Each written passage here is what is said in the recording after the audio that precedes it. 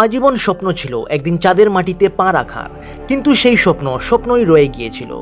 নশ্বর দেহে চাঁদে পৌঁছতে না পারলেও অবিনশ্বরভাবে চাঁদের মাটিতে শেষ পর্যন্ত পৌঁছতে পেরেছিলেন বিজ্ঞানী ইউজিন শুমেকার। তিনি একমাত্র পৃথিবীবাসী যার হাড়ের ছাই বিলীন হয়ে গেছে চাঁদের মাটিতে। সাল 1928 সালের 28 এপ্রিল তার জন্ম হয় আমেরিকার ক্যালিফোর্নিয়ায়। শুমেকার ছিলেন আদতে একজন মার্কিন জিওলজিস্ট, কিন্তু তার এই গবেষণা জন্ম দিয়েছিল বিজ্ঞানের নতুন শাখার, যেটি ছিল প্ল্যানেটারি সায়েন্স। সাল 1951 সালে ক্যারলিনকে বিবাহ করেন ইউজিন। দীর্ঘ বিবাহিত জীবন কাটানোর পর স্বামী শুমেকারের উৎসাহে অ্যাস্ট্রোনমি নিয়ে পড়াশোনা শুরু করেন ক্যারলিন এবং প্ল্যানেটারি অ্যাস্ট্রোনমারের ভূমিকায় প্রতিষ্ঠিত হন। তারপর ইউজিন ও ক্যারলিনের যৌথ গবেষণায় আবিষ্কৃত হয় 71টি ধূমকেতু এবং 800 গ্রহাণু।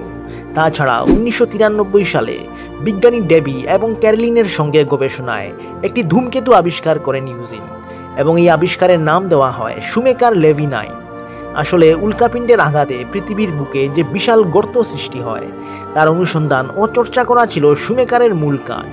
সেই কাজের সূত্রে 1997 সালের জুলাই মাসে ক্যারলিনকে সঙ্গে নিয়ে তিনি যখন অস্ট্রেলিয়ার টেনামি ট্র্যাকে যাচ্ছিলেন, তখন তাদের গাড়ির সঙ্গে সংঘর্ষ হয় বিপরীত দিক থেকে আসা একটি দ্রুতগামী গাড়ির। এই দুর্ঘটনায় তার স্ত্রী প্রাণে বাঁচলেও শুমেকারের মৃত্যু হয়। ইউজিনের ইচ্ছে ছিল তিনি অন্তত একবার হলেও চাঁদের মাটিতে পা রাখবেন, কিন্তু তার ইচ্ছে আর পূরণ হলো না। এরপর 1999 সালের 31 জুলাই ইউজিনের হাড়ের ছাই নাসার লুনার প্রসপেক্টাস থেকে একটি ক্যাপসুলে আবদ্ধ করে চাঁদের মাটিতে ফেলে দেওয়া হয়।